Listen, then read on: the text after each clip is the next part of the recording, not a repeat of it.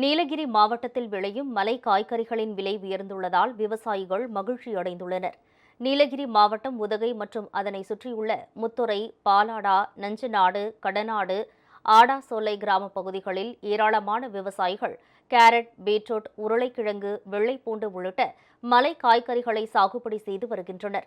கடந்த சில மாதங்களாக காய்கறிகளின் விலையில் வீழ்ச்சி ஏற்பட்டு கிலோ ரூபாய் 25 என்ற அளவிலேயே விற்பனையானதால் விவசாயிகள் பெரும் நட்டத்தை சந்தித்தனர். இந்நிலையில் கடந்த ஒரு வார காலமாக கேரட், பீட்ரூட், உருளைக்கிழங்கு உள்ளிட்டவை கிலோ ரூபாய் 60 முதல் ரூபாய் 70 வரை விற்பனையாகிறது.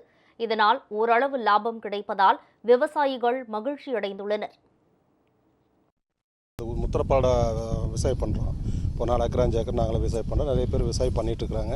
இப்போ ஆனால் 10 நாளைக்கு முன்னாடி பார்த்தீங்கன்னா எல்லா விலையுமே கொஞ்சம் குறைச்சலாக தான் இருந்தது. பீட்ரூட் 25, 30, 35 வித்துட்டு இருந்தது.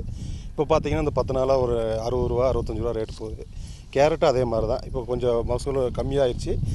தோட்டத்தில் கொஞ்சம் அழுகல் போனாலும் கொஞ்சம் ரேட் கிடைக்கிறதுனால விவசாயிகளுக்கு கொஞ்சம் மகிழ்ச்சியாக இருக்குது. கேரட்டு, பீட்ரூட்டு, பீன்ஸு, உருளைக்கிழங்கு இதெல்லாம் நல்ல ரேட் இருக்குங்க.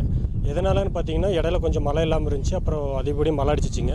மழை அடிச்சதானே மகசூல் கம்மி, விலை ஜாஸ்திங்க.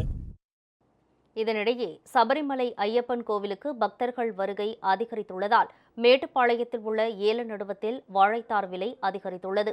நேந்திரம் வாழை 1 கிலோ 35 இருந்து 38 ரூபாய் வரையிலும், பூவன் வாழை ஒரு தார் 200 இருந்து 350 ரூபாய் வரையிலும் விற்பனை செய்யப்பட்டது. இதேபோல் செவ்வாழை, ரஸ்தாளி, தேன் வாழை போன்றவற்றின் விலையும் அதிகரித்துள்ளது.